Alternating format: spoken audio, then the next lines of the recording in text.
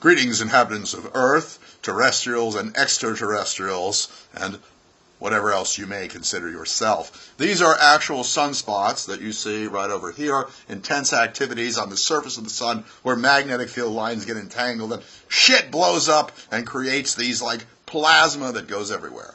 I was thinking of making this video about like a rosebush video, 11-second video, but then I'm already way past that, so I'll do that at the end. So I've been sick for a while now. This is like 5 weeks. You can hear my voice maybe is a little lower. I'm basically well, but there's this shit in my chest, like that alien shit that's going over there. But because I was like sick and because like little sister's son asked me about questions about quantum mechanics and stuff, because he tried to take that balls of Giza concept and incorporate it into quantum mechanics, and it didn't work too well. So he says, how does that, work, the double slit and all that kind of shit. And then so I started going back and looking at a bunch of stuff, so maybe I'll make a future video about this, but I was, like sick and I had nothing like to do, so I started reading up on the many worlds theory, interpretation of quantum mechanics, and I love that one because it always made like lots of sense. It's the only one that makes sense. It just it's Baroque, but I like Baroque. That's what I expect. But it was kind of cool. I went through the entire 140 pages of the original long version of Everett's thesis, and I didn't understand shit. Just a tiny, tiny bit. I did some of the math for the quantum, the Schrodinger equation, but like nothing. That was like baby shit. It's intense. Anyway, don't do it. I might post a link, but I probably won't because nobody will care. It's just, but you can read the words and then, but all this weird looking math and shit, it's like osmoroid on steroids or something like that. But the point about it is that when I look at these theories, I never really think, I never really think about personally living in that type of a universe or a multiverse. I just look at it as a scientific concept. And I was watching this video, and when I make the video, if I make the video about all this shit, I'll put the link in there. But it got me thinking. It was an Italian physicist, and he had a really hard time with the language. And he went through the whole concept of the many worlds hypothesis, double slit experiment, and then there's a choice. You can choose what makes sense. It actually all fits together, which is many worlds, and nothing else really does, in my opinion, and maybe in the opinion of the majority of physicists. We don't really know, because if you say it, they might kill you, because it's such a weird idea. The idea, by the way, if you don't know, is that essentially everything that can happen by physical law does happen, and that the universe exists essentially as a wave of probability. It's essentially a way of looking at the world where the wave looks at all the possible outcomes, and all those possible outcomes occur, and when they occur, they essentially split. They call that decoherence. The wave doesn't collapse. The wave just continues in all these different directions, but when they separate, they become separate worlds. And so this Italian physicist was explaining all this, and he's saying, well, you can either accept these many worlds, or you can accept non-locality. And then he did the weirdest thing. He said that, and I'm sorry for those of you that this doesn't make sense, you'll have to, sunspots! The reason why I love Stealth Badger is because Stealth Badger is a slob. If you ever look, see right over, how do you do this? Okay, there we go. See that stuff? You can see I'm kind of a slob there too. And I always look at people and I say, hey, if they're like as messy or messier than I am, they must be good people. That's how I work. So the thing is that he was shocked about the result of many worlds. I mean, if you actually lived in that kind of a world, and I never thought of it.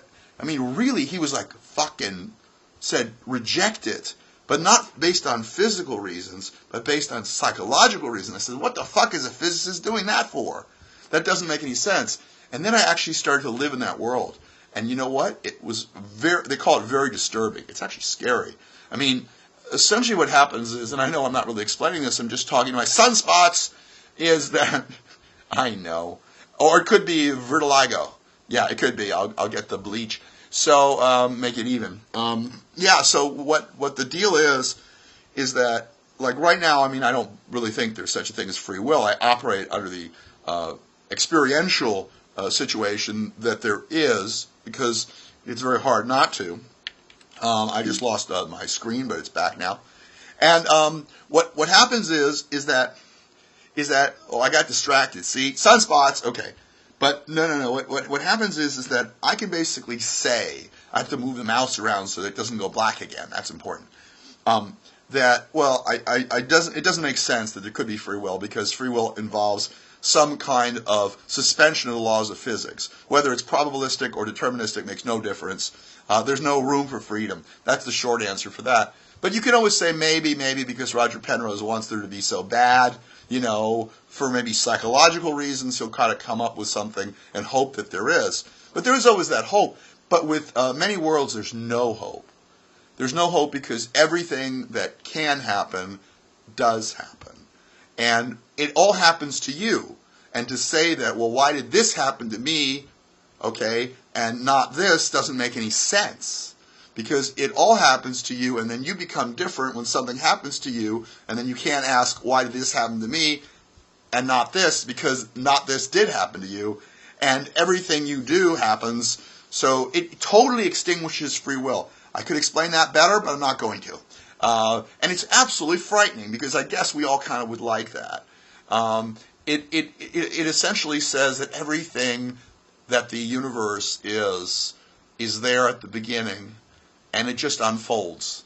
And it's very beautiful if you're standing away from it. But it's quite frightening if you're actually you're thinking about it. And that video with the Italian physicist said that got me actually to think about it in the terms of actually living and being in that place, in that world, in that universe. They use the word universe and worlds, or you could use universes and multiverse. It doesn't really matter.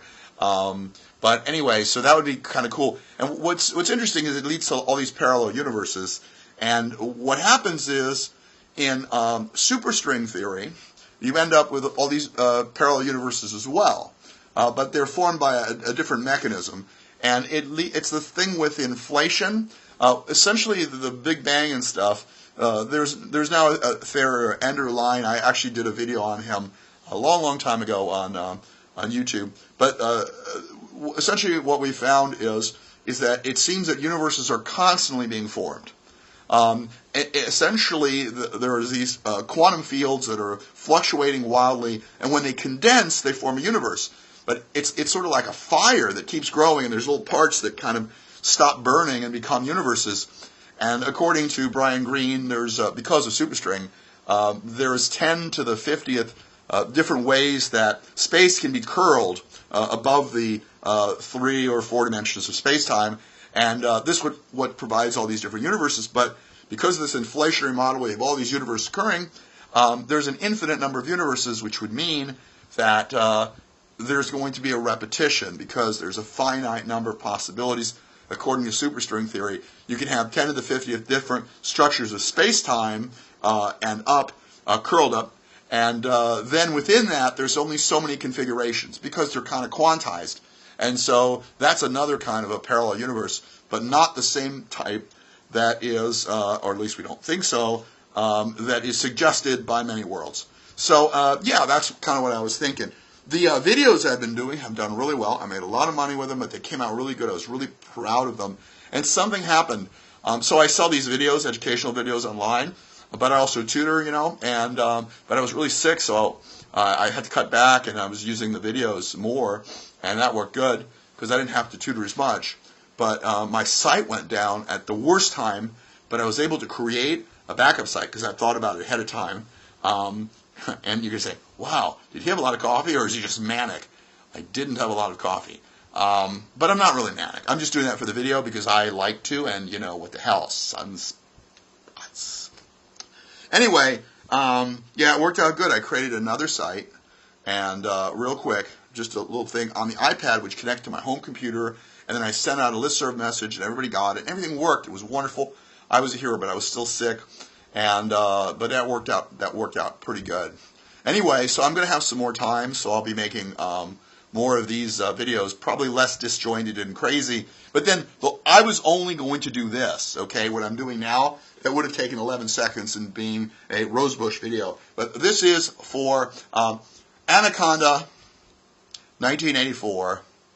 And I think Freud said something about this. Sometimes a strawberry is just a head of the... Well, anyway, look at this. Is that a fucking big one? Look at that. You can't even... See that? The screen went out again. Anyway, that's longer than 11 seconds, but whoa, it's enormous. It's breaking off there. That's a bad thing. Okay, guys, I really thoroughly enjoyed this, and I hope that you are okay.